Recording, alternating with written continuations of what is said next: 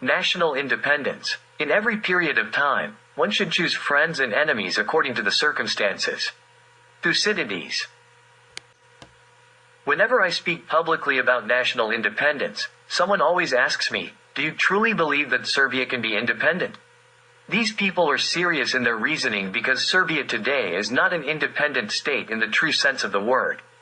The political and economic constraints imposed on it from the outside are enormous and more visible than ever.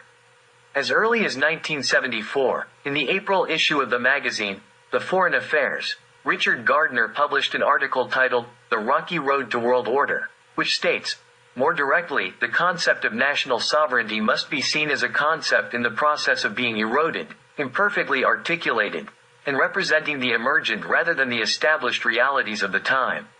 It will become even more apparent that absolute sovereignty no longer adequately describes the realities of international life. We have two choices: to submit and accept it as our fate, to select a few tutors, obey their will, unquestioningly accept their orders, sing their praises and flatter them, keep a small share of their defense system, and die for them. Let's be clear from the start that what they demand from us today will not be the same tomorrow, because it is in human nature for appetites to increase boundlessly where they can be fulfilled. What will remain of our human and national dignity, and if anything remains, no one can predict in advance. The other choice is to act according to the feelings of a freedom-loving and justice-seeking nation and in line with our own interests. Freedom and the freedom to decide are deeply rooted in the hearts and souls of us Serbs. We consider it a God-given right and have always been ready to give our lives for it. The line of division is clear. The weak and those willing to sell themselves will choose the first solution, while all other normal people will choose the second.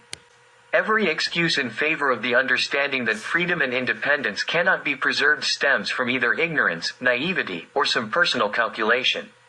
Arguments such as world government, globalization, united Europe, international division of labor, regional autonomy under the political and economic leadership of an external power are presented by the subjugating side, all of which simply mean abandoning our rights and accepting slavery. They propose ideas of this kind. Why should we start our own industry when we are predominantly an agrarian country? Why do we need the automotive industry when there are so many car manufacturers in the world? It is better for us to grow cabbage and turnips and live off the production of healthy food, and so on. One day, they will show us that someone else grows better cabbage and turnips than us, and we will have no choice but to give up that work. After that, the question will arise whether we, as a nation, should exist or not. The right to life is given to us by the Almighty, so how can it be disputed and discussed as if it does not concern us, but someone else out there should decide whether we should exist or not? No civilization, no matter how advanced it may be considered, can be accepted as a universal model that must be followed. With the development of modern communications, many laws are being erased, and we can all see the reality in each member of the human community. The only thing that is common to all of us is that we are all inhabitants of planet Earth.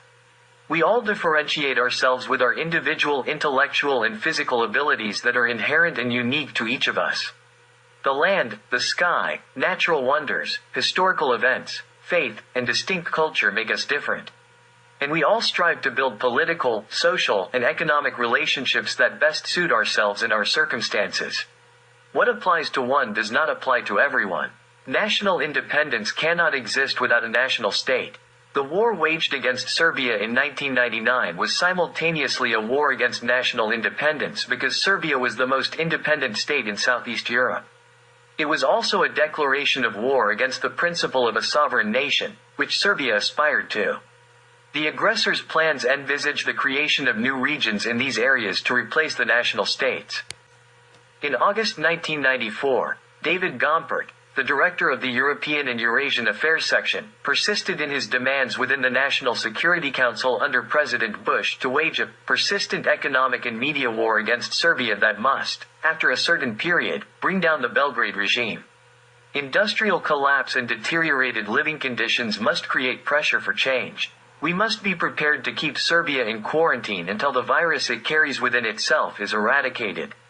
This gentleman did not define the nature of the virus that Serbia carried within itself, so we must find it ourselves. If that virus was the attempt of the former political leadership to save and preserve some remnants of communism to which it belonged, then that virus was already dead because communism no longer had a place in Europe. The traces of that virus would have disappeared on their own, and there was truly no need to launch a war machine against Serbia because of it. That virus could have been nothing more than an excuse for someone. The real virus that Serbia carried within itself was the desire for national independence and the refusal to submit obediently. Since they did not achieve their predetermined goals through armed aggression, they continued the war using other methods. No person can preserve their personal dignity if they do not defend the dignity of the nation they come from and the reputation of their homeland. National independence is an essential factor for personal participation in community life. If every citizen does not care about the defense of national independence in their everyday life, and if the state does not ensure the preservation of its freedom, its essence among others, its language, its culture, the gathering of its people, maintaining control over its economy, and ensuring its defense, then there is no state or nation. The people are primarily defended through their state. In every nation, there are those who desire freedom and are willing to fight for it, as well as those who desire servitude. It all comes down to who is stronger. Those who want to live as human beings and as a nation, or those who want to be enslaved. Let us stop belittling and demeaning ourselves and condemning ourselves for who we are and who we are not. Some behave as if Serbia has lost its right to exist in this world and that we need to abandon our language, faith, culture, name, country, and everything we have in order to be accepted. It is as if it is possible for us to be citizens from within but servants from outside. National independence includes the preservation of national culture, primarily language. The Serbian language, in terms of its quality, is a powerful tool of expression and an ideal means for broad understanding. There is not a single nation in Europe that does not use Serbian words in its language. Serboslovia is not an outdated formula that has survived due to some form of chauvinism. Serboslovia is the key and the common denominator of all European languages. Therefore, it is necessary to refresh and expand the vocabulary with old Serbian words that are currently marginalized in everyday use. The defense of the Serbian language is of utmost importance for the preservation of national independence. At the very beginning of the restoration of the Serbian state, a joint session of military commanders and the governing council was held on August 21, 1807, in Belgrade, where the following declaration was adopted. It is our common desire that, just as we have been able to defend ourselves completely on our own against the force and aggression of the enemy and have been fortunate enough to always suppress it, we want the same in the future. To not depend on anyone and to create a completely independent state, just as our country once was independent. We want, under the guidance of our council and the command of our current leaders and managers, to maintain a free, independent, and sovereign state. We would only want foreign courts not to interfere with our operations, and that is if, in pursuing further successes, we were to conquer new cities and liberate our brethren. Because we are firmly resolved to establish the complete borders of Serbia. If any of the great powers were to offer us assistance and a friendly hand in any matter, we would accept it with deep gratitude and offer full recognition for it. However, we will firmly resist anyone, no matter who they may be, if they try to force us into other actions or interfere in our affairs. In that case, we are determined to resist as long as even one of us remains. We have decided to fulfill this unchanging decision and to continue with our past successes. This declaration is entirely fresh and valid even today, and there is nothing to be taken away or added.